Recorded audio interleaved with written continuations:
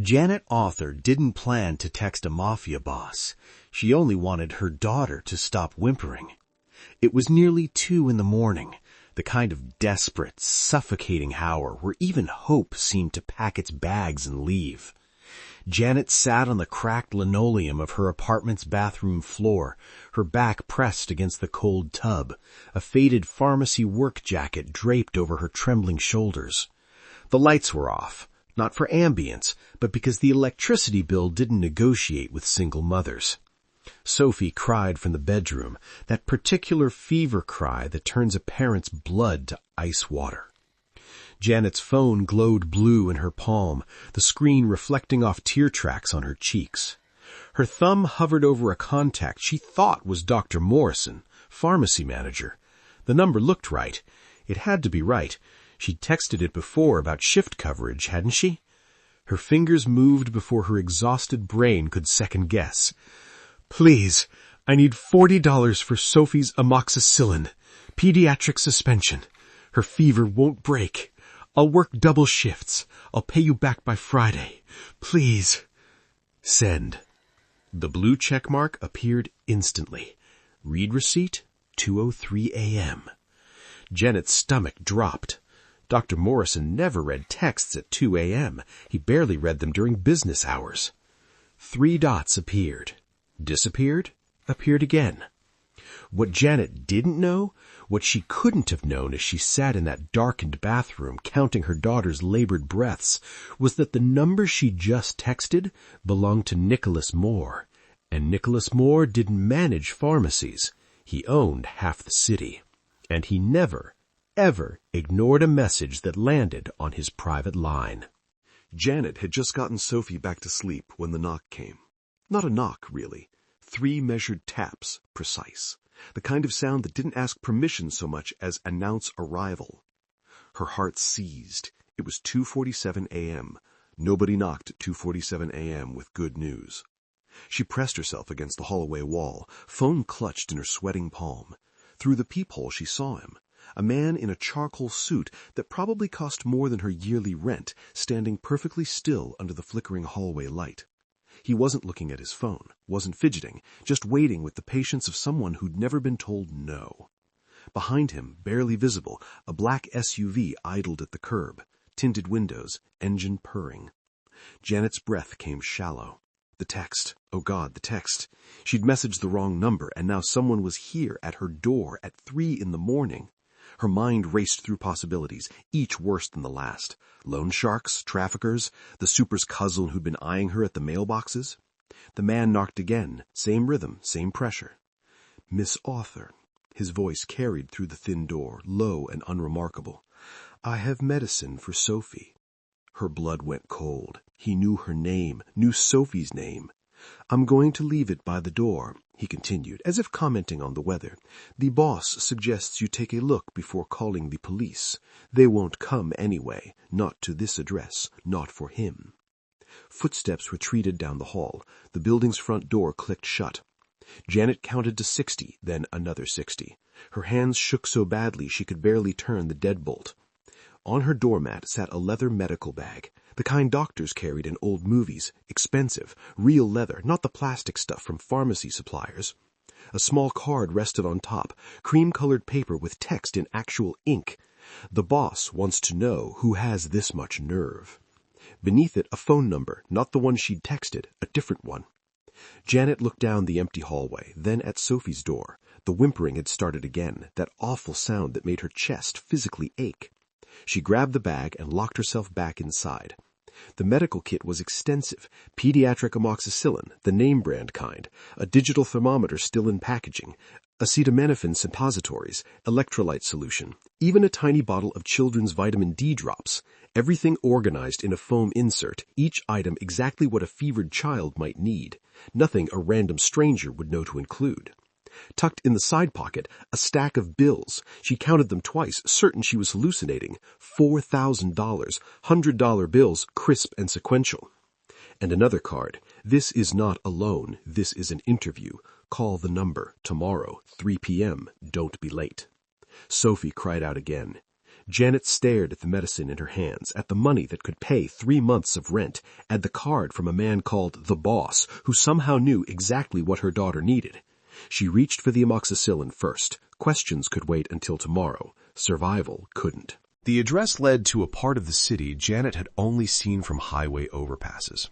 Old money. The kind of neighborhood where the trees had names and the gates had intercoms that judged you before letting you through. The SUV had arrived at 2:45 p.m. Same vehicle from last night, same silent driver who opened her door without meeting her eyes. Sophie was with Mrs. Chen downstairs, bribed with $20 and a promise Janet would be back by dinner, a promise she wasn't entirely sure she could keep. The estate sat behind iron gates that looked like they could stop a tank. The house beyond wasn't a house at all, it was a statement. Stone and glass, and the kind of architecture that whispered old European money, the type that didn't need to shout. Manicured hedges lined a circular drive where a fountain burbled despite the autumn chill. Janet's pharmacy jacket suddenly felt like a costume. She'd worn her only blazer over it, the navy one with the broken button she kept meaning to replace. Her shoes were sensible, cheap, the kind that squeaked on marble. The front door opened before she reached it. Miss Author, a woman in her 60s, steel gray hair pulled into a bun, expression carved from granite. He's expecting you in the solarium. The interior made Janet's throat tight. Not because it was opulent, though it was, but because it was lived in. Books on tables, a coffee cup still steaming, abandoned on a side table.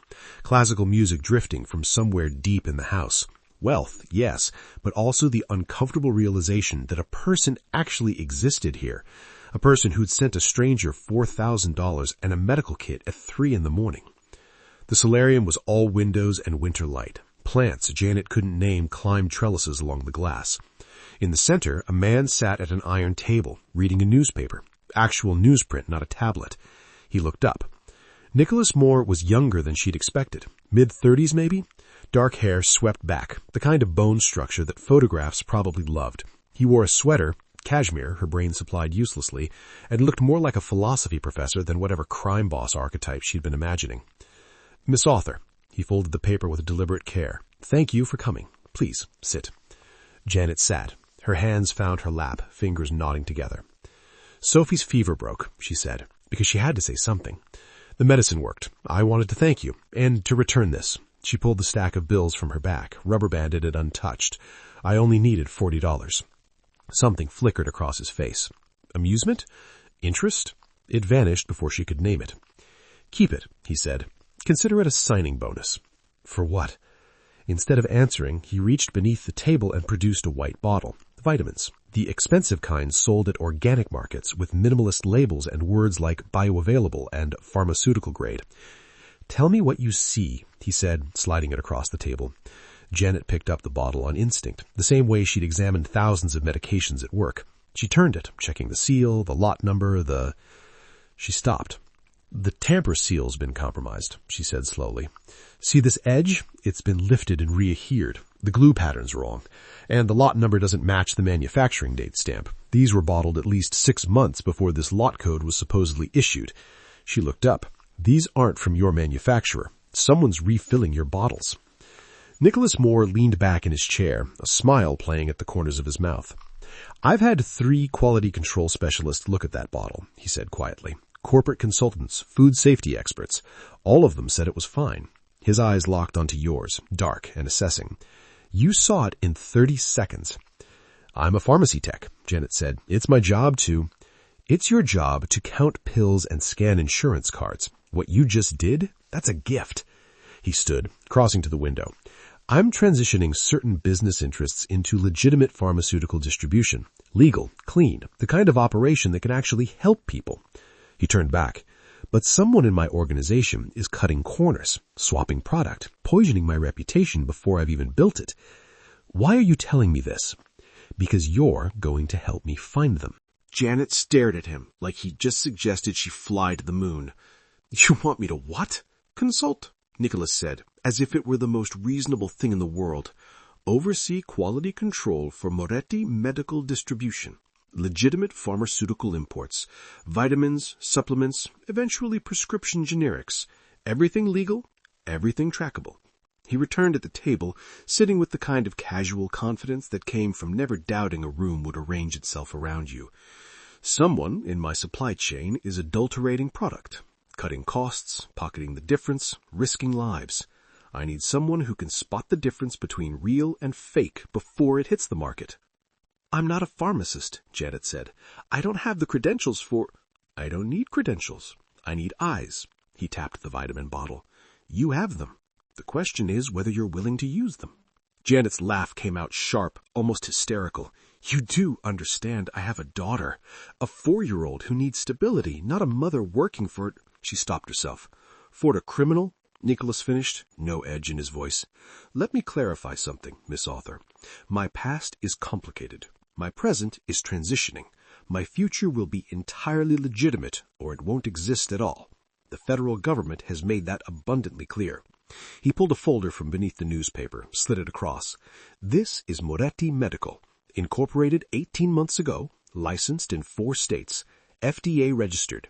Every shipment tracked, every transaction reported. I'm not asking you to break laws. I'm asking you to help me keep them. Janet opened the folder with shaking hands. Articles of incorporation, business licenses, bank statements showing millions in capital. It looked real, professional, the kind of operation that had lawyers and accountants and probably HR departments. The salary is $200,000 annually. Health insurance, full coverage. Housing provided. There's a secure building I own in Riverside Heights. 3 bedrooms, doorman, private security. Your daughter would attend Montessori on the ground floor, tuition included. The numbers hit her like physical blows. $200,000. Her current salary was $32,000. The apartment she could barely afford cost $1,800 a month and had roaches. Why me? She whispered. Because you're desperate enough to be honest, he said simply. Every consultant I've hired so far has told me what they think I want to hear. You looked at that bottle and told me the truth, even though you had no idea whether it would please me or get you thrown out. He leaned forward. I don't need sycophants, Miss Author. I need someone who'll tell me when something's poisoned before it kills someone. And if I say no, then you walk out of here with the $4,000, we never speak again, and you go back to your apartment with the flickering lights and the landlord who ignores your maintenance requests. His expression didn't change. I'm not threatening you. I'm offering you a choice, a real one. Janet thought of Sophie's fever, the empty bank account, the resume she'd sent to 17 jobs last month without a single callback. The way Mrs. Chan had looked at her this morning, that particular blend of pity and judgment reserved for struggling mothers. I want it in writing, she heard herself say.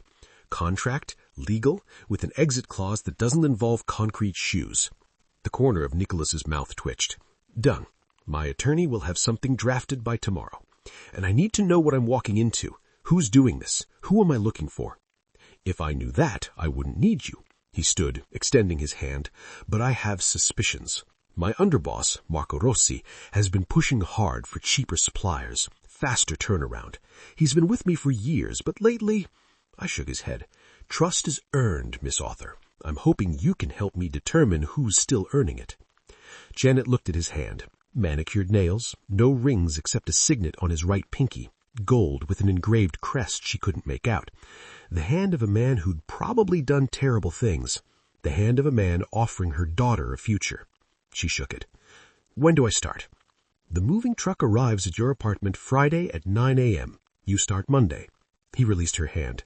Welcome to Moretti Medical, Miss Author. Try not to get killed. He said it like a joke. Janet had the uncomfortable feeling he wasn't joking at all. The penthouse had floor-to-ceiling windows that made Janet feel like she was living inside a jewelry box.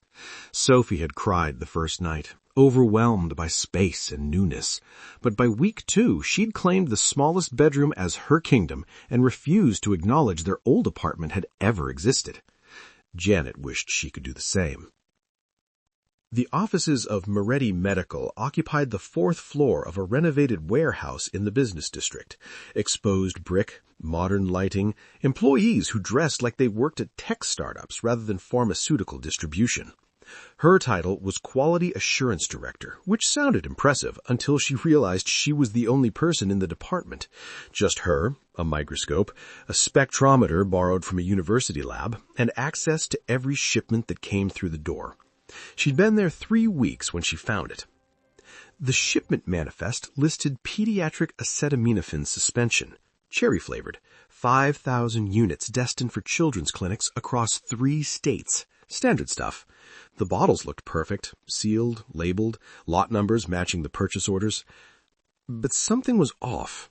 Janet couldn't name it at first, just that feeling she'd learned to trust during 7 years of counting pills and catching prescription errors. She pulled a bottle from the pallet, held it to the light. The liquid moved wrong, too thin. The viscosity wasn't quite right for suspension medication. She opened it in the lab, pipetted a sample onto a slide. Under the microscope, the active ingredient crystals looked normal. But there was something else. Fragments, irregular particles that shouldn't be there. It took her 4 hours and 3 different chemical tests to identify it. Talc, industrial-grade talc, the kind used in manufacturing but never, ever supposed to be in oral medications, especially not pediatric ones. Her hands went numb. Talc in liquid suspension meant one thing. Someone had diluted the medication to stretch the supply, then added filler to restore opacity, to make it look right. The acetaminophen was probably still there, but at half strength, maybe less, which meant every sick child who took this would be underdosed. Fevers wouldn't break, pain wouldn't stop, and the talc itself? Janet pulled up her pharmacy database with shaking fingers. Talc inhalation or ingestion in children, respiratory distress, granulomas, potential long-term lung damage. Not immediately fatal, but chronic, insidious. The kind of thing that wouldn't show up until months later, and even then would be blamed on asthma or allergies or bad luck. She checked the manifest again. The shipment had come through the New Jersey warehouse, signed off by Marco Rossi personally. Marco, who'd been cold but professional during her orientation. Marco, who Nicholas had mentioned with that particular edge in his voice. Marco, who'd pushed for cheaper suppliers. Janet photographed everything. The bottles, the test results, the manifest with Marco's signature. Her phone felt radioactive in her palm. She was supposed to report directly to Nicholas, but it was 7 p.m. and the office was empty except for night security. The shipment was scheduled for distribution tomorrow morning. 5,000 bottles, thousands of children. She called Nicholas's private line. It rang 4 times before he answered. "Miss Author, I thought you'd have gone home by now." "We have a problem." Her voice came out steadier than she felt. "The pediatric acetaminophen from the Jersey warehouse. It's been adulterated, diluted with industrial talc. If this ships tomorrow..." "Stay there." His tone shifted. "All business now. Don't touch anything else. Don't talk to anyone. I'm 20 minutes away." The line went dead. Janet sat in the empty lab surrounded by evidence of someone's greed and realized with creeping certainty that she'd painted a target on her back. Whoever was doing this had access to warehouses, to supply chains, to Nicholas's inner circle. They had resources and reach and absolutely no reason to let a pharmacy tech from nowhere ruin their operation. Through the window the city glittered with indifferent light. Somewhere out there Marco Rossi was probably having dinner. Probably sleeping fine. Janet checked her phone, downloaded the photos to 3 different cloud services, texted Mrs. Chen to make sure Sophie was asleep. Then she waited for Nicholas to arrive, and for her new life to get significantly more complicated. Nicholas arrived with 2 men Janet had never seen before. They wore the same tailored suits, the same expressionless faces, and moved through the lab like sharks through water. One photographed everything she documented. The other made phone calls in rapid Italian, his voice low and clipped. Nicholas examined the test results in silence, his jaw working. When he finally spoke, his voice was arctic. "How certain are you?" "Completely." Janet pulled up the chemical analysis on her computer. The talc signature matches industrial grade. The acetaminophen concentration is 43% of what it should be. This wasn't an accident. Someone deliberately diluted this batch and covered it with filler. Marco signed the receiving documents. Yes.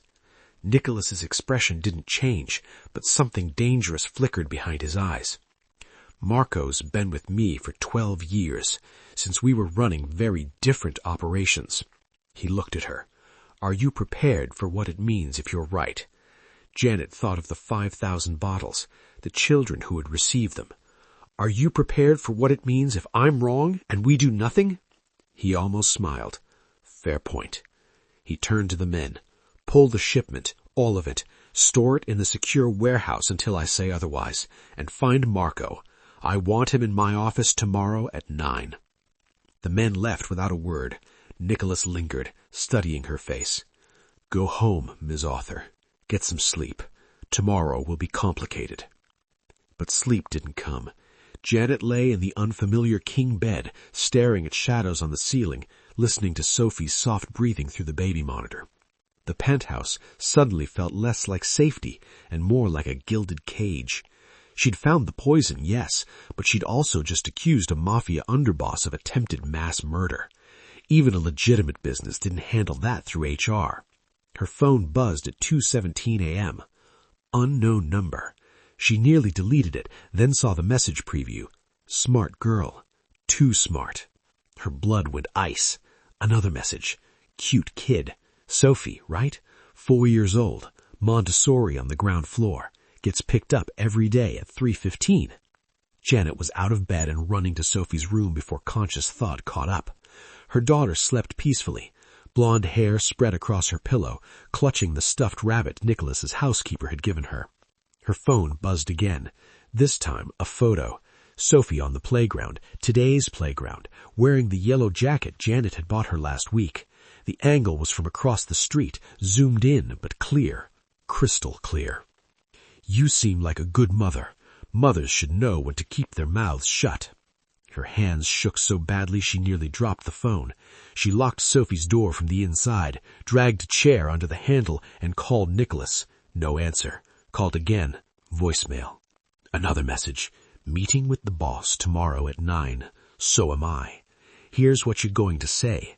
I made a mistake. The tests were contaminated. The shipment is fine. Smile. Apologize. Keep your daughter safe. Then, or don't, but private schools have such terrible security. So many strangers walking around. Field trips, playgrounds. You understand. Janet understood perfectly. She sat on Sophie's floor, back against the locked door, and realized she'd been catastrophically naive. Nicholas could offer her money and housing and legitimate business cards, but he couldn't change the fundamental nature of the world she'd entered. A world where threats came at 2 a.m. and children became leverage, and being right meant being dangerous. Her phone buzzed one final time. See you at 9, Ms. Author. Wear something nice. Janet pulled Sophie into her lap, careful not to wake her, and held her daughter while her mind raced through impossible choices. She could run, but run where? With what money? And how long before Marco's reach found them? She could tell Nicholas, but Nicholas would be in the same room as Marco in 7 hours, and she had no proof these messages came from him, just an unknown number and a photograph that could have been taken by anyone. She could stay silent, let the poisoned medicine ship, save Sophie by sacrificing thousands of other children. Or she could walk into that meeting and gamble everything on the hope that Nicholas Morey valued the truth more than 12 years of loyalty. Outside, the city began its slow wake toward dawn. Inside, Janet held her daughter and tried to figure out how to stay alive long enough to see tomorrow. Janet arrived at Nicholas's office at 8:30 a.m. with Sophie in tow. She couldn't leave her daughter at school, couldn't leave her anywhere Marco might reach. Sophie sat in the waiting area with a coloring book and Nicholas's granite-faced assistant, who produced juice boxes from seemingly nowhere and didn't ask questions. Nicholas saw Janet alone first. His office occupied the top floor, all dark wood and leather, windows overlooking the river. He looked tired, she realized, like he'd slept as poorly as she had. Miss Author, you're early. I need to show you something before Marco gets here. Her voice came out steady despite the terror still coiled in her chest. She pulled out her phone, hands shaking only slightly, and showed him the messages. All of them. Nicholas's expression went absolutely still as he read. That particular kind of stillness that preceded violence. When he looked up, his eyes were black. When did you receive these? 2:17 this morning. I tried calling you. I was dealing with the warehouse situation. My phone was off. He studied the photo of Sophie, his jaw tightening. This number is untraceable. Burner phone, probably already destroyed. He looked at her. What do you want to do? The question surprised her. She'd expected him to make decisions, to take control, to handle it the way men like him handled threats. Instead, he was asking. I want to catch him, she said, but I need Sophie safe first. She's safe here. Marco won't move against her in my building. Too obvious. Nicholas set down the phone. But you're right. We need proof. The messages aren't enough. He'll deny them, claim someone's framing him. He was quiet for a moment, thinking. What if we give him an opportunity to prove himself? What do you mean? You tell him exactly what he wants to hear in the meeting. Apologize. Say the tests were contaminated, that the shipment is fine. Nicholas leaned forward. But we don't release the real shipment. We create a new one, clean product, properly manufactured, and we tag it. Tag it how? Chemical marker. Something invisible to the naked eye, but traceable under lab analysis. His eyes met hers. If Marco is cutting product, he'll hit the new shipment too. He can't resist. It's 5,000 units, significant profit margin. When he does, the marker will be diluted or absent, proof of tampering that can't be explained away. Janet's mind raced through the chemistry. I'd need access to pharmaceutical-grade markers, UV reactive compounds probably, something that won't interfere with the medication, but shows up under spectrometry. Can you do it? Yes, but we'd need to move fast. If we're releasing a shipment, Marco will expect to hit it within 24 hours. That's when products are most vulnerable during initial processing and repackaging. Nicholas pulled out his phone, made a call, spoke in rapid Italian, then hung up. The university lab will have what you need by noon. We'll manufacture the tagged batch tonight, fast-track it through the Jersey warehouse tomorrow. He stood, buttoned his jacket. Marco arrives in 15 minutes. Can you sell this? Janet thought of Sophie in the next room, of the text messages, of 5,000 bottles that would poison children if she didn't. I can sell it. Good. Nicholas moved to the door, then paused. Miss Author, when this is over, and it will be over, remind me to give you a raise. What you're doing right now, that's not in your job description. Neither was getting death threats. No, he agreed quietly. It wasn't, and I'm sorry for that. Sorry you got pulled into this. But since you're here, he opened the door. Let's make sure you survive it. Marco Rossi arrived exactly at 9, impeccably dressed and wearing a smile that didn't reach his eyes. He shook Nicholas's hand, nodded politely to Janet, and settled into the leather chair across from the desk like a man without a care in the world. Janet looked at him, at his manicured hands and expensive watch, and the easy confidence of someone who thought he'd already won, and smiled back. Mr. Rossi, she said warmly, I owe you an apology. The meeting lasted 45 minutes. Janet played her role perfectly. Apologetic, embarrassed, technical enough to sound competent, but flustered enough to seem plausible. She explained contamination protocols, talked about cleaning procedures for lab equipment, admitted she'd been overzealous in her first month, and jumped to conclusions. Marco listened with the practiced patience of a predator watching prey exhaust itself. These things happen, he said when she finished, his voice smooth as silk. Quality control is important, but so is not crying wolf. Reputation matters in this business. He glanced at Nicholas. Perhaps Miss Author needs more training before we trust her assessments. Perhaps, Nicholas said neutrally. The shipment will proceed as scheduled. Janet will observe the warehouse processing tomorrow. Learn the full chain of custody. Excellent idea. Marco stood, shook Nicholas's hand again. His eyes slid to Janet. I look forward to working with you, Miss Author. I'm sure you'll learn a lot. The threat was so subtle she almost missed it. Almost. After Marco left, Janet spent the afternoon at the university lab, working with a chemist who asked no questions and accepted cash payment. They synthesized a UV reactive marker, colorless and tasteless, stable in suspension medications. By 6 p.m., she had enough to tag 5,000 units. Sophie fell asleep on the car ride back to the penthouse. Janet carried her upstairs, got her into pajamas through sheer muscle memory, and collapsed on the couch with a glass of wine she didn't remember pouring. Her phone buzzed. Nicholas. Manufacturing team ready at midnight. Meet at the facility. She was gathering her things when she noticed it, a weight in her bag that hadn't been there before. Not much, just enough. Janet's hands went cold as she pulled out the contents. Wallet, keys, lab notebook. And there, tucked in the inner pocket she never used, a small black device. Rectangular, professional. The kind of thing she'd seen in spy movies but never expected to hold. A recording device. Her mind raced backward through the day. The meeting, Marco's chair positioned directly across from where she'd set her bag. The way he'd stood, moved around the room while talking, casually passing behind her. It would have taken him 5 seconds, maybe less. She was staring at it, trying to decide what to do, when someone knocked on the door. Not the gentle knock of a neighbor, the authoritative pound of people who expected the door to open. Through the peephole, 2 men in suits, federal suits, not tailored Italian ones. Behind them, Marco Rossi, his expression grave with manufactured concern.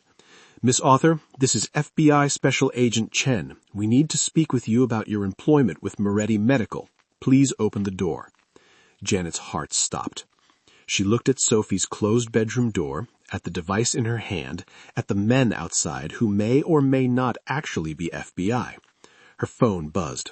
"Nicholas, don't open the door. Whatever's happening, do not open that door." Another knock, harder. "Miss Author, we have a warrant to search the premises. If you don't open the door, we'll be forced to enter."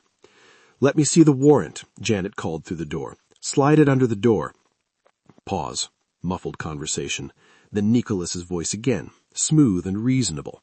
"Miss Author, this will go much easier if you cooperate. We've received information that you're operating as an undercover agent, that you've been planting evidence to frame legitimate employees.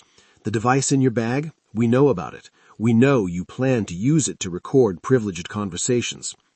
The device in her bag, that he'd planted, that he was now using to frame her.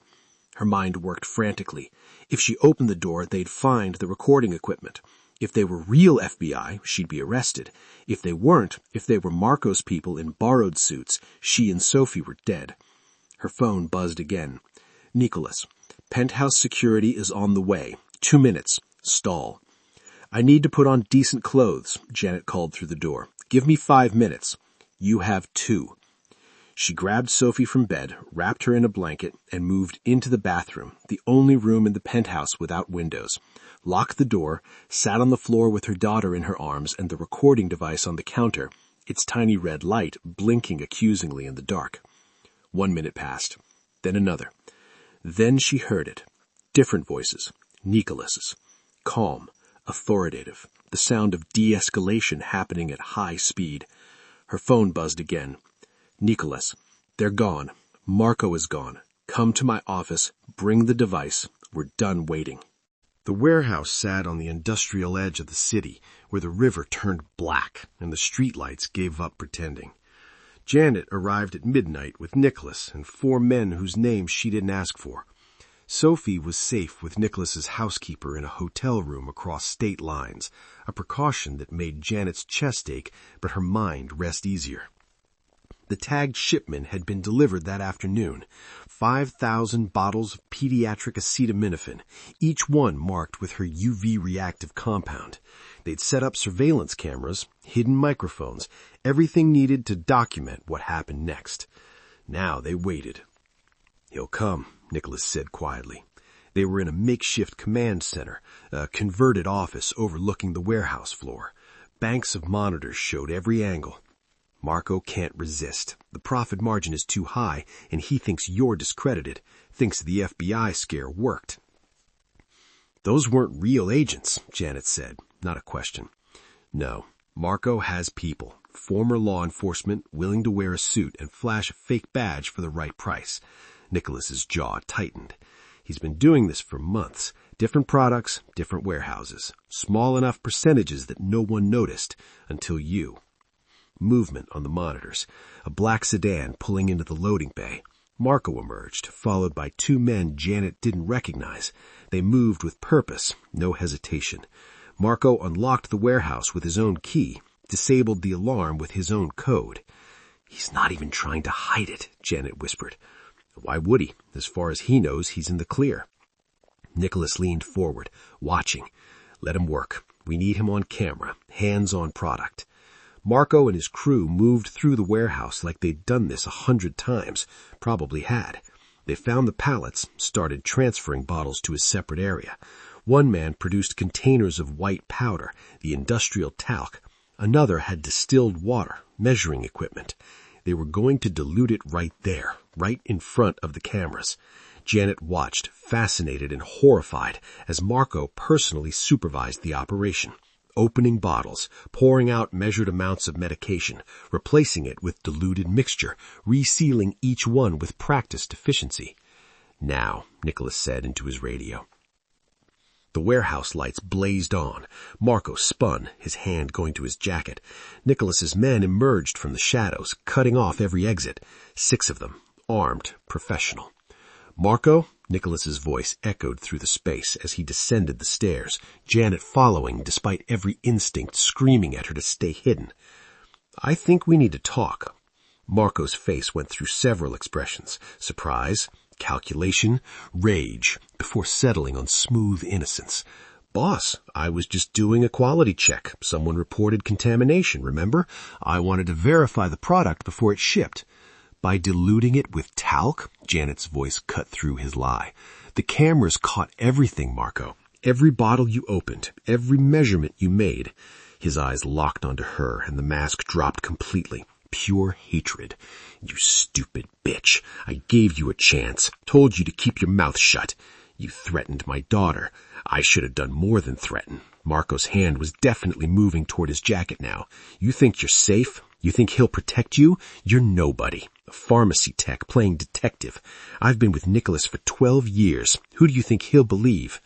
"I believe the evidence," Nicholas said coldly, "and the chemical markers Janet placed in every bottle of that shipment, the ones that will show exactly which bottles you tampered with, the ones that prove you've been poisoning our distribution chain for months." Marco's hand stopped. "Chemical markers?" "UV reactive compounds, invisible to the naked eye, but under lab analysis, they light up like Christmas, and they have a unique signature. When you diluted those bottles, you diluted the markers. We can prove tampering on every single unit you touched." For a long moment, Marco just stared at her. Then his hand completed its movement, pulling a gun from his jacket. Fast, practiced, but Nicholas's men were faster. 3 red dots appeared on Marco's chest. He froze, gun halfway raised, caught between suicide and surrender. "Put it down, Marco," Nicholas said quietly. "Don't make this worse." "Worse?" Marco's laugh was ugly. "You're going to kill me anyway. 12 years and you're throwing me away for her, for some nobody with a kid and a microscope? I'm throwing you away because you endangered thousands of children for profit, because you threatened an innocent woman and her daughter, because you forgot what we're trying to build here." Nicholas took a step forward. "Put down the gun." Marco's eyes flicked to Janet. She saw the decision forming before he moved. If he was going down, he'd take her with him. The gun swung towards her. The warehouse erupted in sound. Marco dropped. The gun clattered across concrete. Nicholas's men were moving, securing the scene, calling for cleanup. It happened so fast, Janet's mind couldn't process it, could only register that she was still standing, still breathing, and Marco Rossi wasn't. Nicholas was beside her, hands on her shoulders. "Are you hurt?" She shook her head, mute. "It's over," he said quietly. "It's done." Janet looked at the warehouse floor, at the evidence of Marco's greed scattered across pallets, at the bottles that would now never reach children, never poison anyone, at the price of being right. "Yeah, it's done." 3 months later, Janet stood in her corner office and still couldn't quite believe the nameplate on the door. Janet Author, Chief Operating Officer, Moretti Medical Technologies. The company had been restructured, rebranded, cleaned top to bottom. Federal investigators had come and gone, finding nothing but impeccable documentation and legitimate business practices. Marco's network had been dismantled, The contaminated products destroyed. New protocols implemented. Protocols Janet had written herself, sitting at this desk until 3 a.m. with coffee going cold beside her keyboard. The view from the 14th floor showed the river, the bridges, the city spreading out like promise.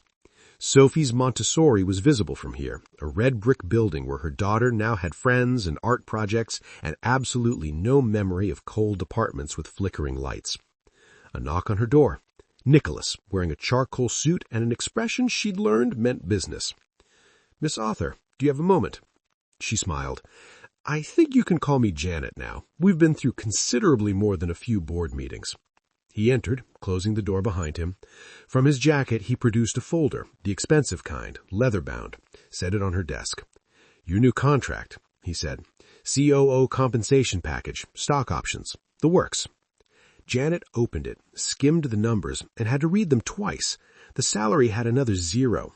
The benefits section read like something from a Fortune 500 company. "This is excessive," she said.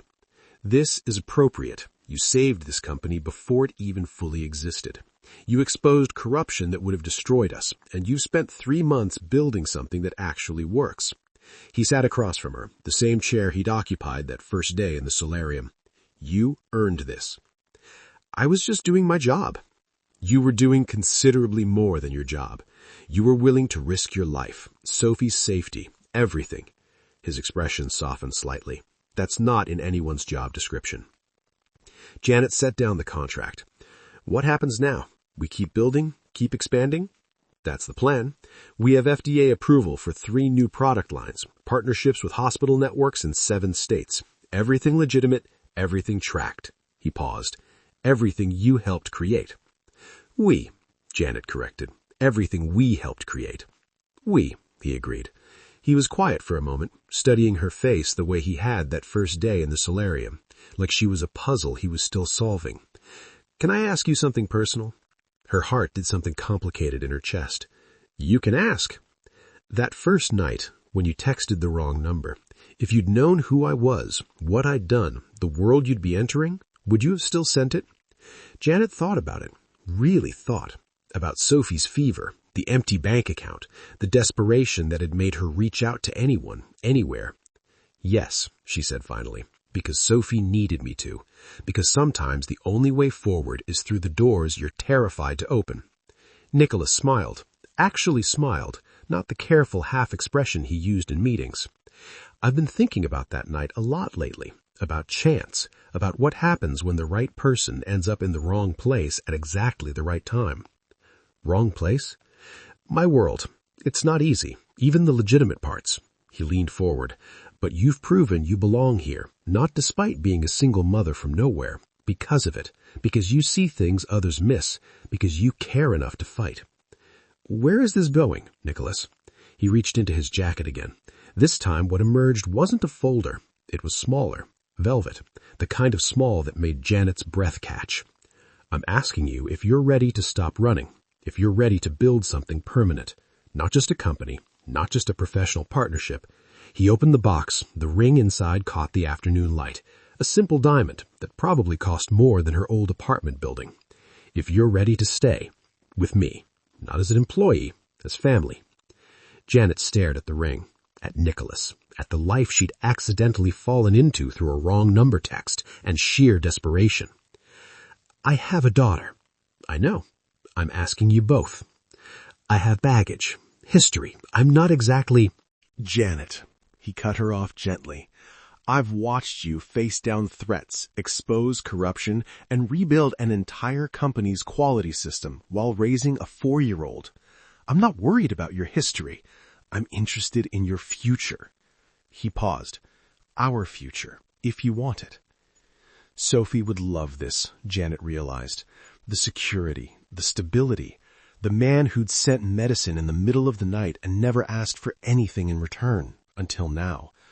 But this wasn't about Sophie. This was about Janet, about the woman who'd been invisible for so long she'd forgotten she had a choice. "Yes," she heard herself say. "Yes, I'm ready to stop running." Nicholas slipped the ring onto her finger. It fit perfectly, like everything else that had started with that desperate wrong number text. "Good," he said, because I wasn't accepting no for an answer. She laughed. Actually laughed. That's very Mafia boss of you. Former Mafia boss, he corrected. Now I'm just a legitimate businessman who happens to be desperately in love with his COO. Human Resources is going to have a field day with this.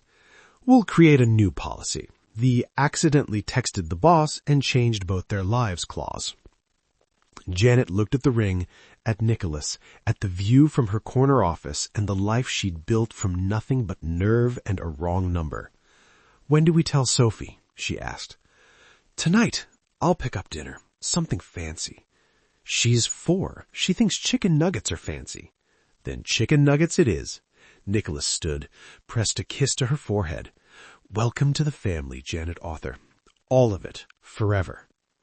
After he left, Janet sat at her desk and looked at her reflection in the window. The woman staring back wasn't the desperate single mother from 3 months ago, wasn't the invisible pharmacy tech counting pills for minimum wage. She was someone new, someone who'd walked into the lion's den and emerged with a crown. Her phone buzzed. Sophie's school sending the daily photo. Her daughter on the playground, laughing, surrounded by friends. Safe, happy, home. Janet looked at the ring on her finger and smiled. Sometimes wrong numbers led exactly where you needed to go. If you enjoyed Janet and Nicholas's story, please like this video, subscribe for more thrilling tales of unexpected connections and dangerous love, and share this with someone who believes in second chances. What would you do if you accidentally texted a mafia boss? Let us know in the comments below.